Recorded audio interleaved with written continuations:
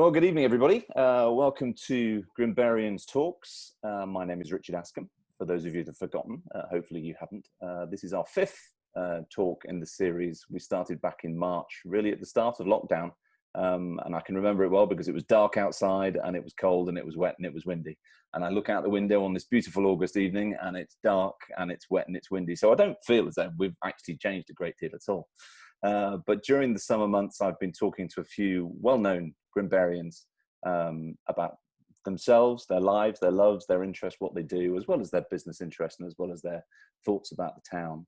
And my guest tonight really is somebody that's probably most of you will recognise because he's been in the spotlight, I would say, over the last few weeks, as much about for what he's been up to as to why he's been up to what he's been up to.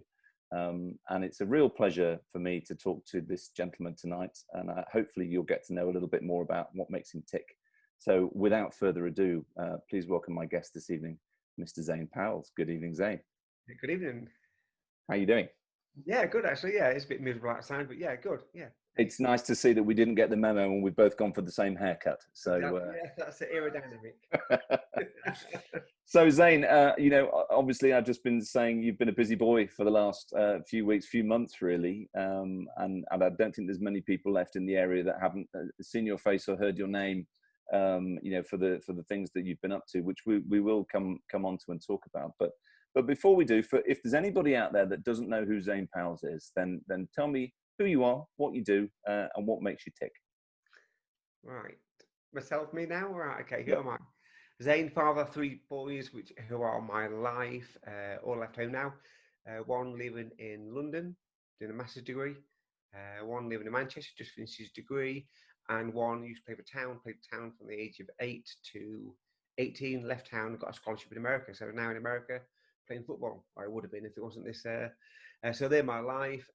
And now teacher, primary school teacher, assistant head teacher, which a job I love. I've done, I think I'm in 15, 16 years. I'm not quite sure, something like that. Love working with kids that have challenges, and I run a behaviour unit as well. So I work with children who really struggle with their emotions, quite often fall out themselves and not able to communicate how they feel. So they do it through violence. So it's ace. I love working with children, and like I say, assistant head at Western Primary School. What an amazing school! Just amazing school, great leadership, great staff. And before that, I worked at Nunsford for seven years. Again, difficult school, difficult area, same sort of problems. Loved it there as well. Yeah, so that's my last 15 years. Before that, I'll just go through my sort of job bit. Before that, That's I was a Grenadier Guard. So I left school at 16 with no qualifications at all. I was quite good at school, sets-wise. I was top sets. But it just wasn't my gig, this school thing, these exams, GCSEs, first year. I think I got D's and everything. I think pretty much D's and maybe an E in English because I was obsessed by sport. Running is my thing and didn't really pay much. So I joined the army at 16, just turned 16. Joined the Grenadier Guards. Guarded the Queen for nearly 10 years, I think it was. I've done 4 or 5 troops in the colours, so many state in the parliaments. Been at Buckingham Palace too many times. Tower London, all these sort of weird. So nobody could see under the Busby was just the, you know, this modern haircut.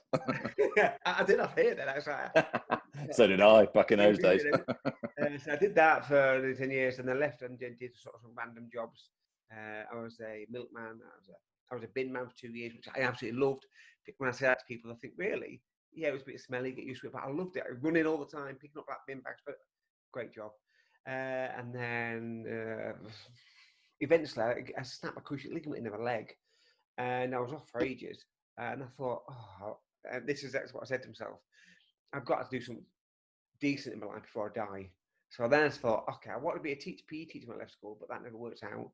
So I went back to college, did my GCSEs again, did my A levels, and then did my teaching degree, and then just became a teacher. So that's where I am, sort of now. That's my job-wise thing. So there's a common thread running through that, Zane, from what I'm hearing from you, is that you are very driven to do the things that you want to do, and you say before you die, and you know, I think we can all sort of share in that feeling to a certain extent. But a lot of people don't get not only the chance, but also have the little something about them that pushes them that extra bit to go and do the thing that you want to do. And you seem to be one of those guys. Yeah, I just wanted to make, oh, this sounds a bit twee, a difference. I really did, because my childhood, and maybe we'll go into that, wasn't the best in the world. It was Okay. a bit rubbish. And I just would like to make a difference to those kids that life's a bit tough sometimes, Mm. and not because of their fault, just life's tough. And so if I can make that difference, and that drives me to help that child that I was, if you know what I mean, to make that difference for them. So who was that child? Where were you born and brought up? Born at Nunny Hospital, lived on a Nunny. I was 1 when my dad died, unfortunately. So my sister was 2, I was 1, and my mum was in Nunny Hospital. With the other sister 10 days old. Dad died. Had epilepsy. Didn't change his medication. Stopped his medication. Suffocated in his sleep. Wow. So no dad from age 1. Mum met another guy. Wasn't the best person in the world. Quite a lot of domestic violence. Observing that till I became a victim in the end. At the age of 7. I lived in Immingham at the time. And then, although looking back at Immingham, at my life, because I've moved quite a lot, it was a happy-ish sort of time, because I spent nearly all my time out of the house for obvious reasons, with just wandering around Immingham. And then we left Immingham in the middle of the night, and then moved to Barton, and moved about 4 times around Barton, then back to Grimsby again, then back to Barton again. Then we moved around Barton again. This is all in about, I think I've moved probably 12, 13, 14 times up to the age of 11. Wow. 5 or 6 Okay. primary schools because of circumstances. Yeah. Again, circumstances beyond my control, and my mum's.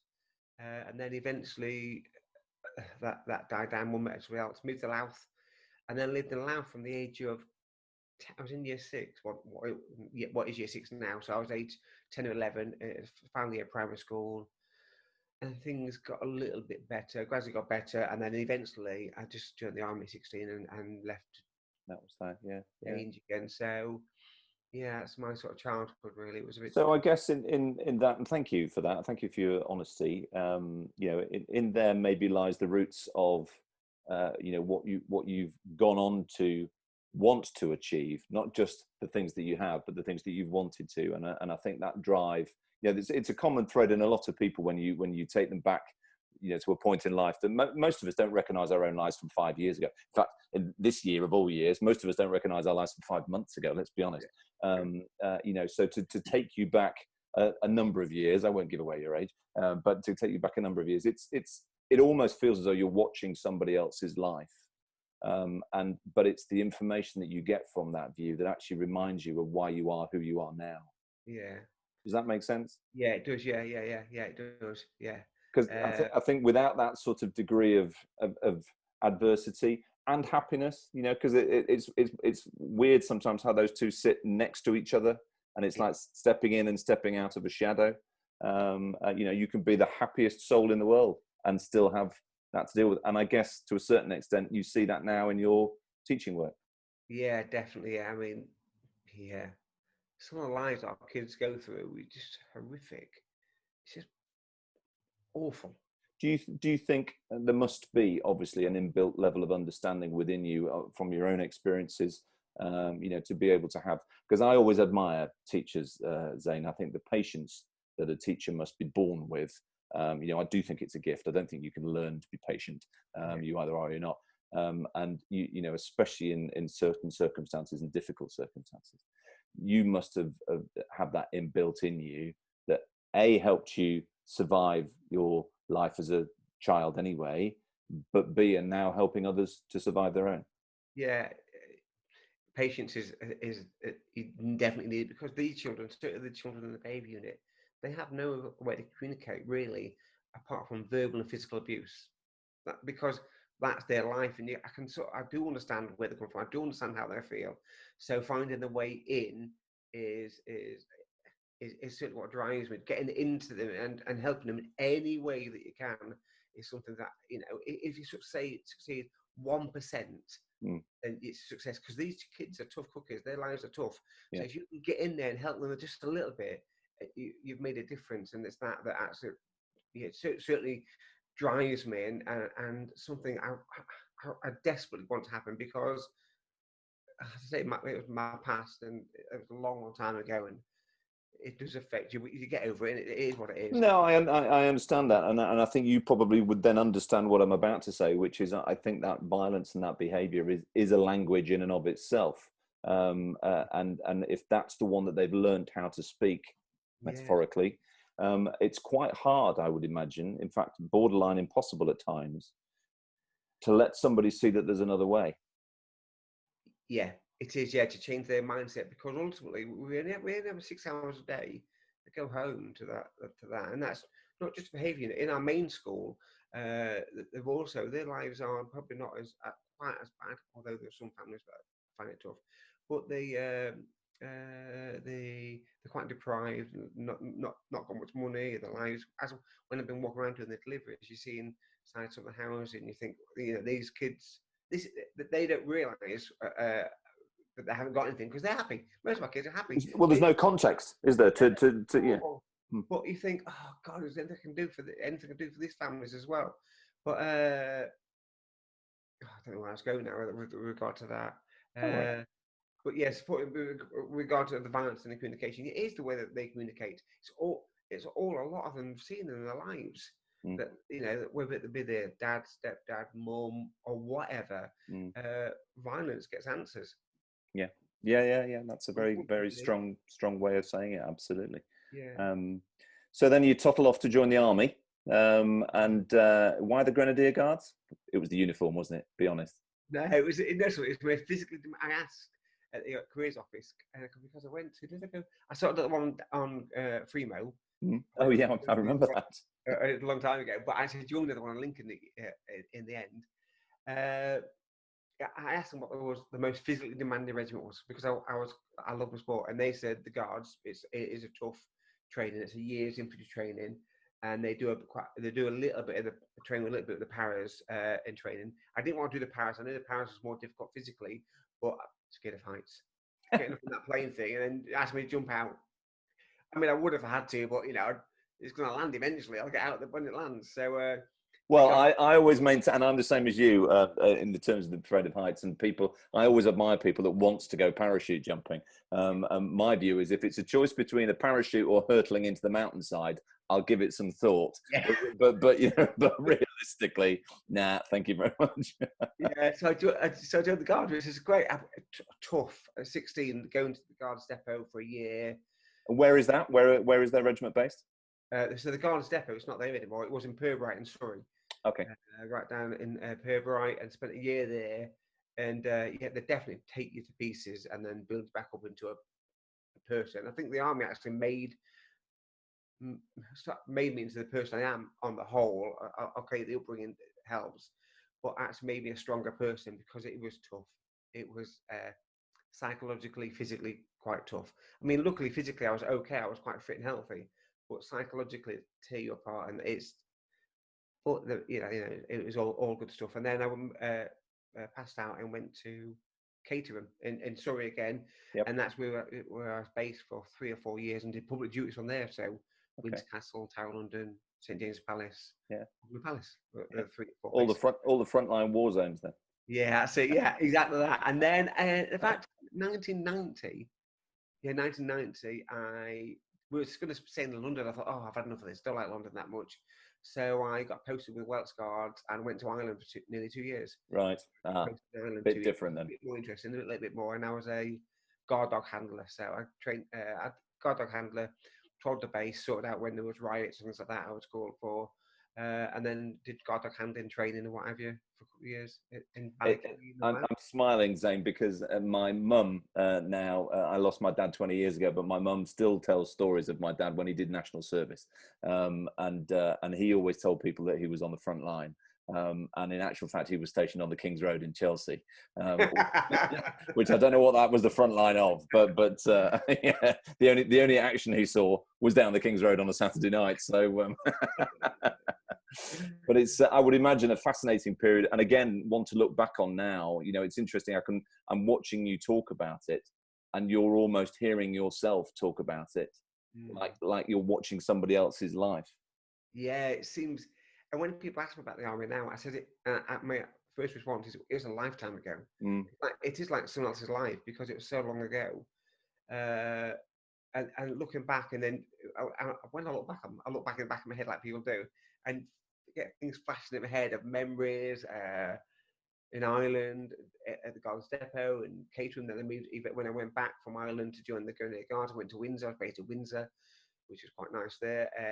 And so many things flash back. But the best thing about the army are my friends.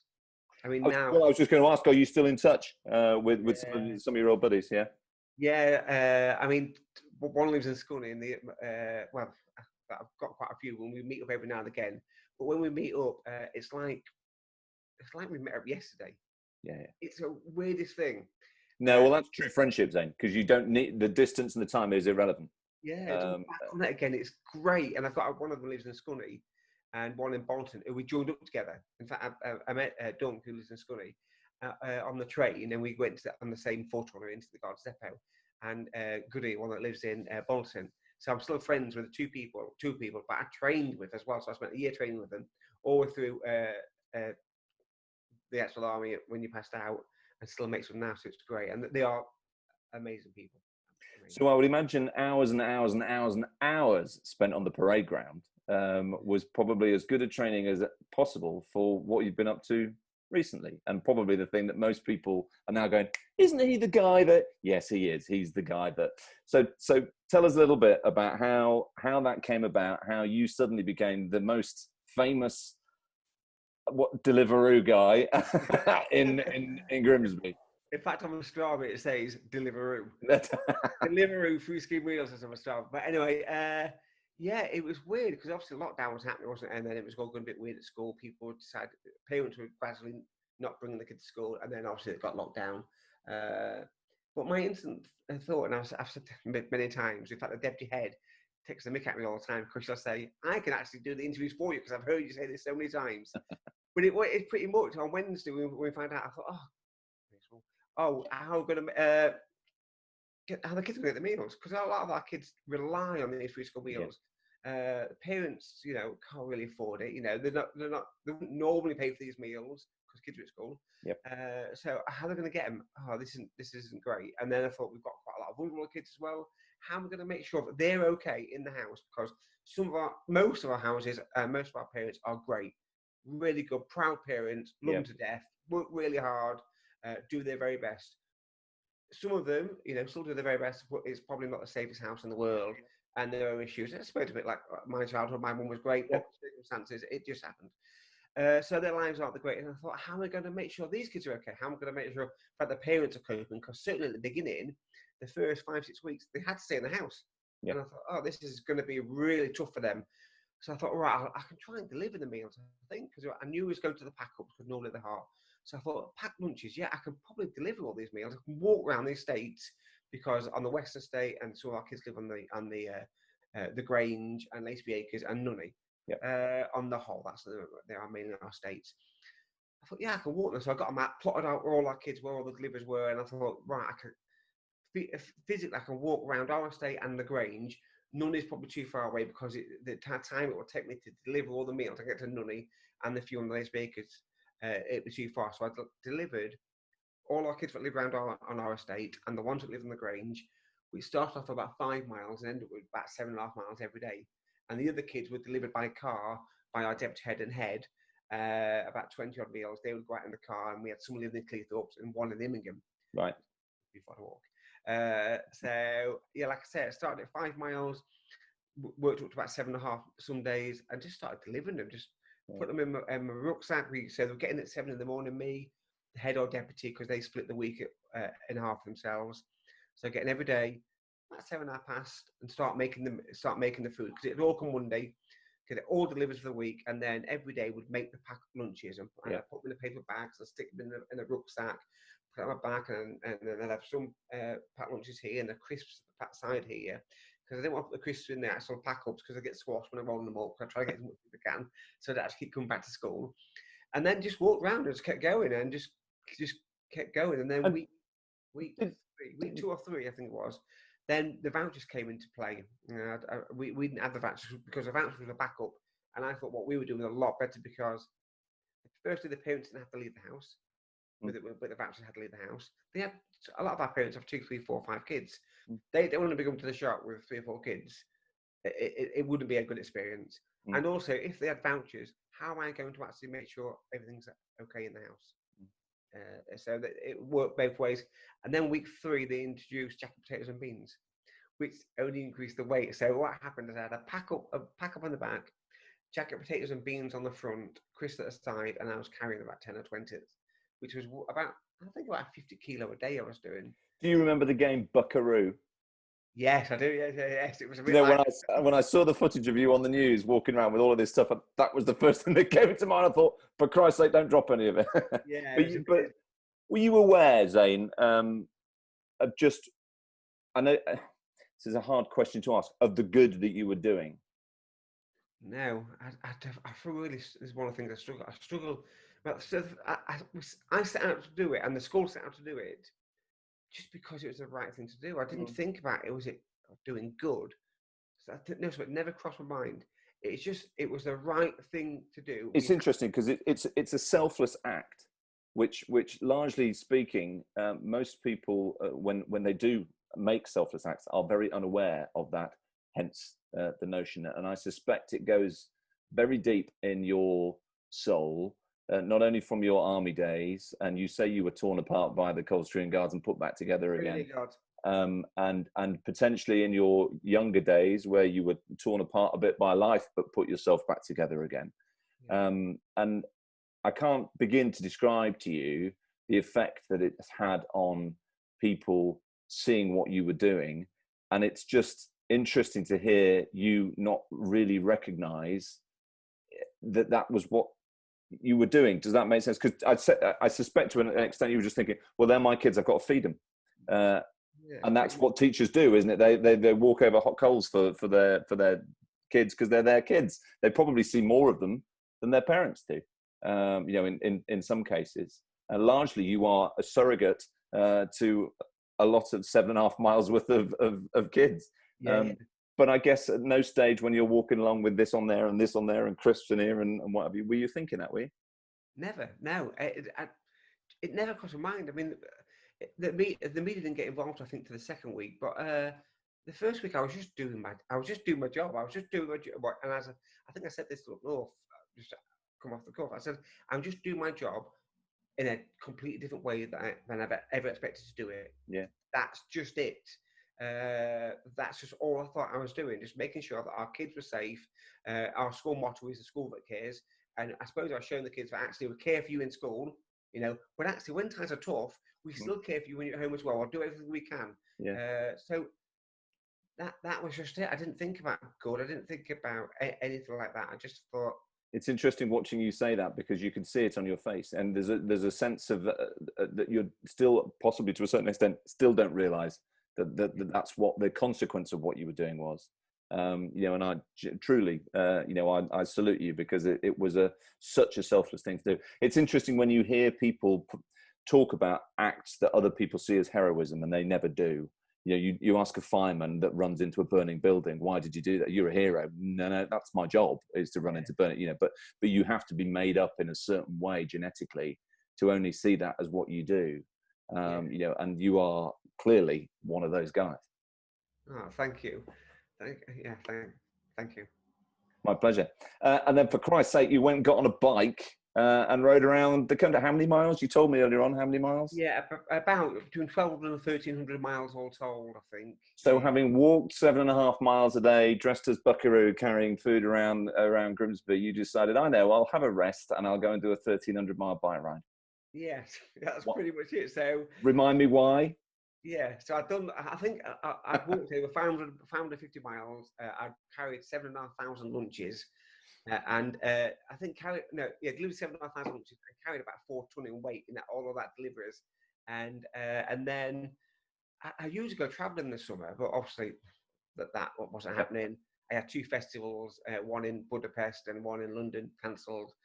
And I thought, oh, right, okay. And I was actually sat here and I thought, I'm going to do some charity for the kids, for the school meals. I thought, yeah, I'm going to do that. The Rashford thing had happened. And I thought, yes, I'm going to do something like that. And I contacted someone on Twitter, a lady called Lindsay Graham, who's done massive loads of stuff on food poverty, holiday hunger for kids. Asked her about charities and she got me in touch with Meals and More. And they basically look after kids in the holidays and make sure they've got good nutritional food and activities to do. I thought, yeah, that's what I want. That's what I want. Those children in the summer holidays, when they're invisible to schools and we're not feeding them, and parents find it really tough, I want those children. I want to help those children.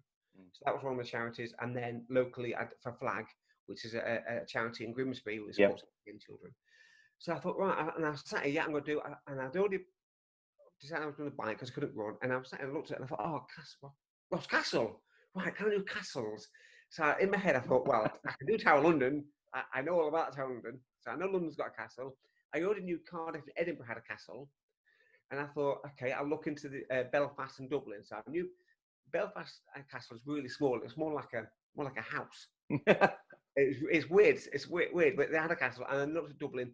And Dublin Castle had a castle as well. And I'll get onto that. That was another odd one as well. So I thought, yeah, I can do that. I'll just bike around here. How long will it take me? And I judged, I gauged it was going to be about 1,500 miles, but it worked out about 1,300-ish. And I thought, how long does it take? Oh, it's going to take between 2 and 3 weeks, probably closer to 3 because it's quite a long way. And there are a few hills in between. And so, and then I was planning that I did. I think that was it. And tell me, how far out of Cleethorpes did you get before you went, oh, I'm not so sure this is a good idea?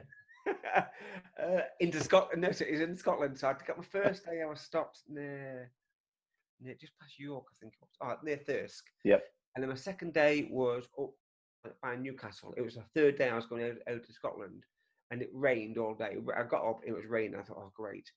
It wasn't the rain so much. I don't mind the rain. I don't mind getting wet. It doesn't bother me at all. It's the wind, cyclist nightmare. Because I was pulling a trailer anyway, and the trailer was 30 kilo probably in the trailer. What camping stuff? Just camping.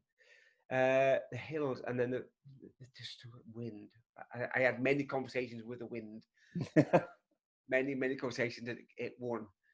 But it's because it took so long to get up the hill with the trailer, and then you get to the top and you think, oh, downhill. And it never happened because the wind was that strong, headwind. I had to pedal downhill to get any momentum. And it was like that until I got to Edinburgh. I got to Edinburgh actually, and it was my third one. It was from Jedburgh to Edinburgh. That was when it was, from Jedburgh to Edinburgh. And I got to enter Edinburgh. And it really suddenly got to Edinburgh. It was really nice, beautiful castle, amazing. And then I was heading towards Glasgow after, in the last 20 miles, it was headwind from the west. And it was one straight road all the way to in between Edinburgh and Glasgow. And that was awful. Awful. I was knackered. So when you turned that final corner, and because I think didn't you finish up on the seafront at Cleethorpes? Yeah, I did. Yeah, so and obviously I went from Edinburgh to Belfast. Was nice. Going through Belfast was weird actually because I had memories from Northern Ireland. Yeah, of course. That was a bit odd. Southern Ireland was beautiful. Oh, such a beautiful place, and it was nice and sunny. Got into Wales, and I'll tell you a story about the Wales thing. And this is where I think my mental strength is quite good. I was following a cycle sat nav, and the problem with cycle sat nav, it takes you over all the hills, it keeps you away from traffic, which is great because it keeps you safe, but then it's quite tough.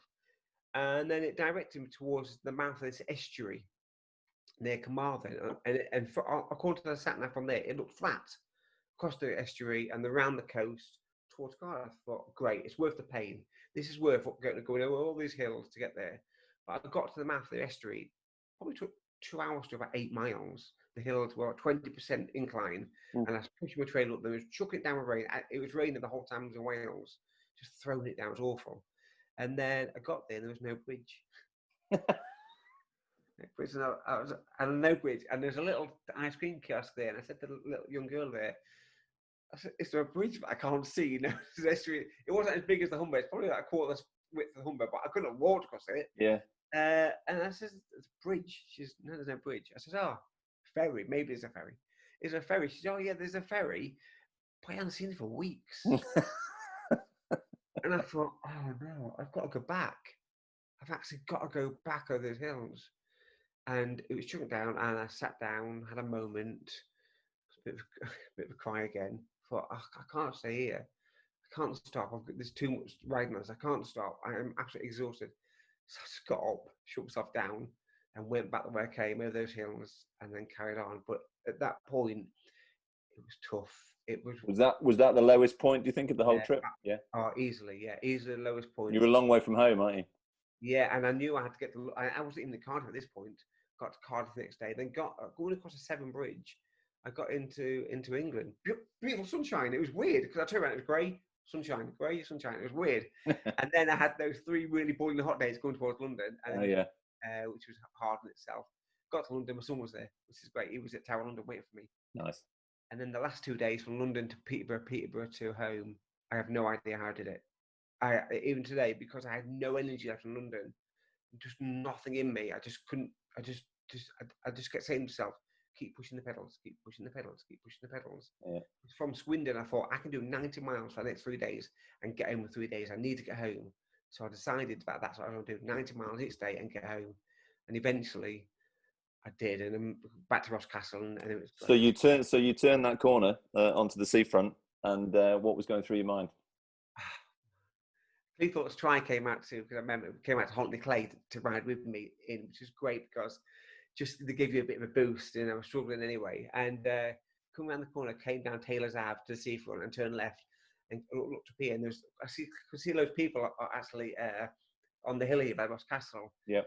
I just felt really emotional and just relieved it was going to be all over, I think. And not really, I don't often get proud of myself, but yeah, proud Good. that I finished it because it was tough. It was so tough. And also I smashed the target of $5,000, and I think I'm nearly at 10 grand. I think I'm Wow. Well, I was just going to ask where have you got to, but that's amazing. It really is. So, and just so relieved. Well, you should be proud of yourself, and there are plenty more people in the area and in the town that are proud of you. I think you've done as much as anybody this summer, Zane, to put Grimsby on the map, keep it on the map where it should be, and a proud son of the town and of the area. And it's been an absolute pleasure talking to you tonight. Thank you so much for taking the time. For a man that told me at the beginning that you were quite shy, I'm not so sure. But Zane, you are, truly a legend in this area, and I hope everybody that watches this video will now understand a little bit more about who you are and what makes you tick, and the reason that you've done what you've done, because it's impressive, sir, to say the least. Oh, thank you, thank you. Thank you ever so much. We'll thank you for watching, and we'll see you sometime soon for the next Grimbarians talk. Thank you very much indeed. Yes, cheers, mate. Bye bye.